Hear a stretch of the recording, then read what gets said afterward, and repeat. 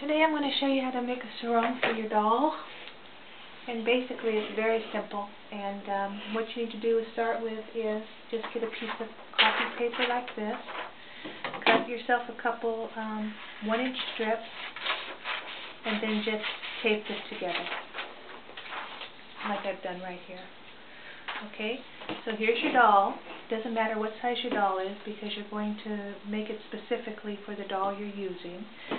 So lift your doll's arms up and put your strip of paper underneath like this. Okay, and once you get your doll with a strip of paper, bring it all the way around, up one side of her arm and across the other like this. So basically you're just crisscrossing her body. Okay, you want to put her arms down. Okay, and once you have that strip made up, you want to take it and put a pin in it.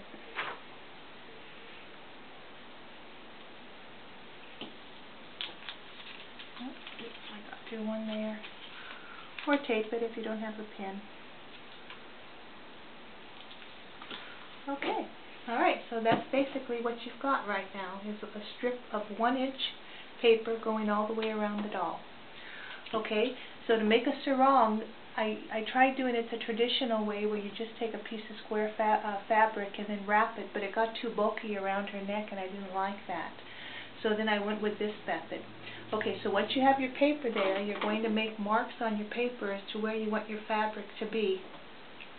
And you're going to, where you crisscross up here, you're going to make a little line, make a line here, because this is where your fabric is going to be gathered from.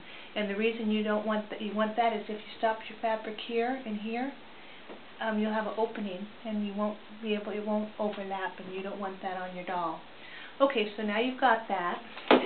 In the back, you want to have at least a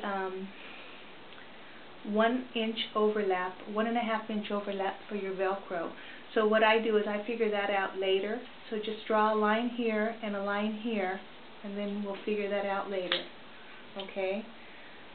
So we've got that marked and we've got the front marked, so let's take this off. Okay, so now we've got one strip of paper with 4 marks. Okay, the first 2 marks is the first 2 marks we made, that's how much fabric we're going to need. So take your measuring tape. Okay, so I'm going to measure from here to here, and it's 12.5 inches. Okay, so that's 12.5 inches, so if I can get a nice gather on my fabric, I am going to double that. So if it's 12.5 inches, I'm going to make myself a strip of fabric 25 inches wide. Okay. Alright, so I've got those 2 marks, so I know I need to gather my 25-inch wide fabric between that 12.5 inches, because that 12.5 inches is what I need to get around the doll. Okay, so now that I've got that, I know that I need a strap of fabric 18 inches wide, and because I didn't add any room for my Velcro, I want to add 1.5 inches, because I'm going to have myself 1.5 inches of Velcro.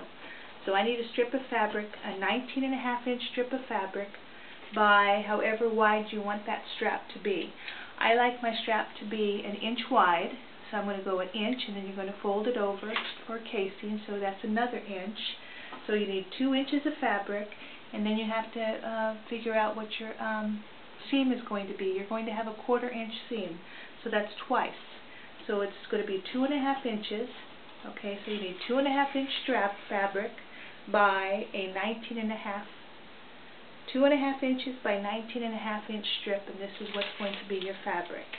Now you have to decide how long you want your sarong to be for your doll. So the easiest method you can use is take your doll and go to underneath her armpit and decide, okay, well, how far down do I want my sarong to be? I wanted my sarong to be right underneath the knees because I wanted a traditional Hawaiian outfit.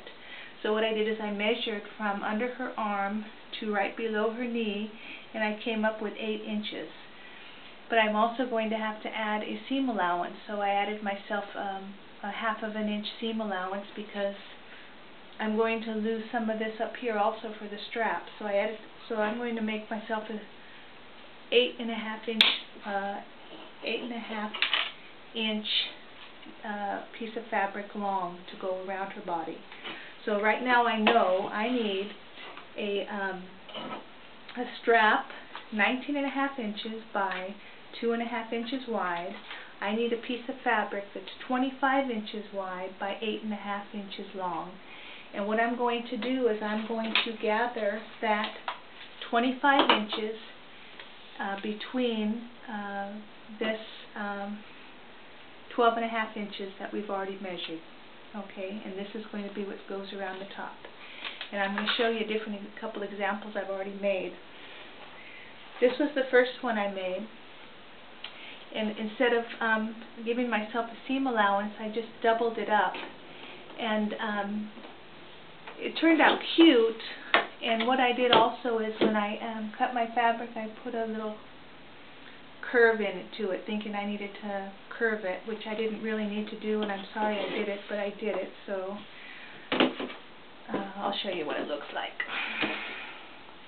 So then I've added my 1.5 inch of Velcro on the top, and this was my 2.5 inch strip, but once you sew it up you lose that 1/2 inch, and it's 1 inch on each side.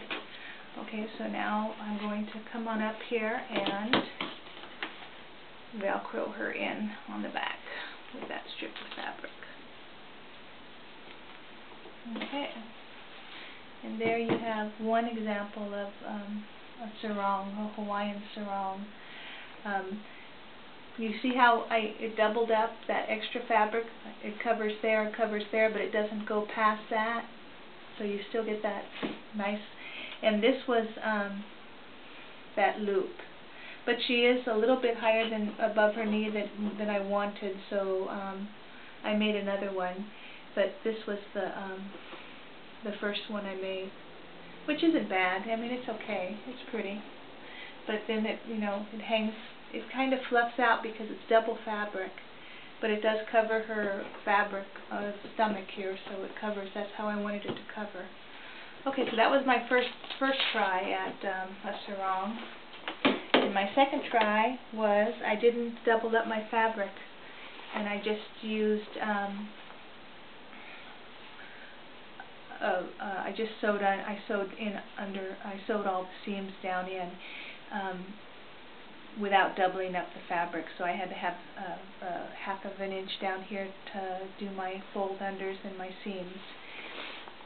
But I did the same exact thing. And I wanted it a little fluffier, so I added 3 extra inches on this one. Instead of the 25 inch here, I did 28 inches, something like that, because I thought I wanted it a little bit fluffier. But I didn't curve it either. This is exactly just straight square fabric. That's all it is, the square fabric. Okay, so then I Velcroed my 1.5 inches. And then this turned out to be like this one. This is more of your traditional because there is no curve in it, but it will hang like that. But that was same thing.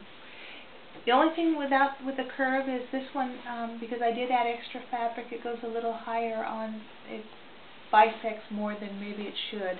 You can do that by just pulling it down a little bit, but still it covered the back, which I wanted her to do.